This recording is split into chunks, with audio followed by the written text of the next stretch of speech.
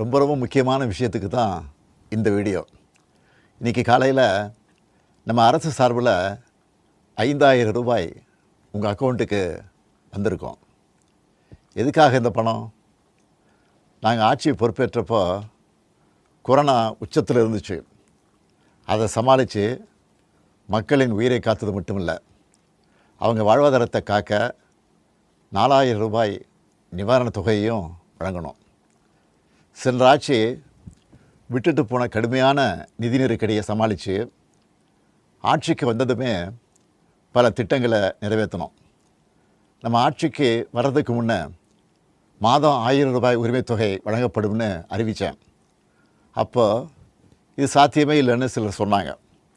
ஆனாலும் நிதி நெருக்கடியை சமாளித்து ஒன்றிய அரசினுடைய ஓரவஞ்சனையை மீறி கடந்த 2023ஆம் ஆண்டு செப்டம்பர் மாதம் முதல் கலைஞர் மகளிர் உரிமை திட்டத்தை வெற்றிகரமாக செயல்படுத்திட்டு வரோம்.